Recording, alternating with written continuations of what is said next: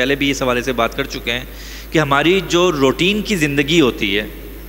صبح ہوئی وہ دستور سے ایک زندگی گزر رہی ہے، دوپہر ہوئی، شام ہوئی، صبح کے وہی معمولات، دوپہر کے، شام کے مصروفیات، ذمہ داریوں کی ادائیگی کی جواب دہی، یہ چیزیں چل رہی ہوتی ہیں نا صبح سے شام تک۔ اس سب میں ہم اپنے رویوں کی جانچ پرکھ نہیں کر پاتے ہیں، وقت ہی نہیں ملتا ہے، اور زندگی اتنی تیزی سے پھر ایک آٹومیٹکلی چلنا شروع ہو جاتی ہے کہ ہم اپنی ذات کی، اپنے رویوں کی، اپنے عادات کی اور اپنے زبان سے نکلے الفاظ کی جانچ پرکھ نہیں کر رہے ہوتے کہ اس کے کیا اثرات مرتب ہو رہے ہیں، کہاں کوئی چیز مثبت ہے، کہاں کوئی چیز منفی ہے۔ تو پھر بیچ میں تھوڑا سا روک کر ہم تربیتی نشست رکھ لیتے ہیں کہ ہم مل بیٹھ کے اس حوالے سے تھوڑی سی سوچ بچار کر لیں، اپنی زندگی کا کچھ جائزہ لے لیں کہ کہاں کہاں چیزیں اچھی جا رہی ہیں اس پر الحمدللہ، اور کہاں کہاں چیزیں قابل اصلاح ہیں تو اس پر کمر بستہ ہو جائیں اس کو بہتر کرنے کے لیے،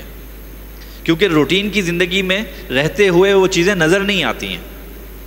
کیوں؟ اس لیے کہ اس وقت ذمہ داریوں کی ادائیگی، مصروفیت، کام ایک دوسرے کے اوپر وہ اس طرح سے گزر رہے ہوتے ہیں کہ ممکن نہیں ہو پاتا ہے۔ تو اس لیے پھر وقتاً فوقتاً بنیاد نشستیں رکھ لی جاتی ہیں۔ بہت مرتبہ ایسا بھی ہوتا ہے کہ موضوعات ریپیٹ ہو رہے ہوتے ہیں، باتیں ریپیٹ ہو رہی ہوتی ہیں، اس لیے کہ بنیادی باتیں محدود ہی ہوتی ہیں، کوئی بہت زیادہ نہیں ہوتی ہیں۔ آپ قرآن کریم کا اسلوب اٹھا کے دیکھ لیجئے کہ چند محدود موضوعات ہیں اور انہی کو مختلف انداز میں بار بار بیان کیا گیا ہے تاکہ بات پختہ ہو جائے، دل میں گھر کر جائے۔ تو یہاں بھی یہی ضرورت ہوتی ہے کہ ہم انہی باتوں کو مختلف انداز سے بار بار سامنے لے کے آئیں تاکہ آہستہ آہستہ کچھ نہ کچھ جو چیزیں قابل اصلاح ہیں اس طرف آگے بڑھا جائے۔ اس میں پھر ایک چیز ہوتی ہے کہ جب ہم دیکھتے ہیں کہ یار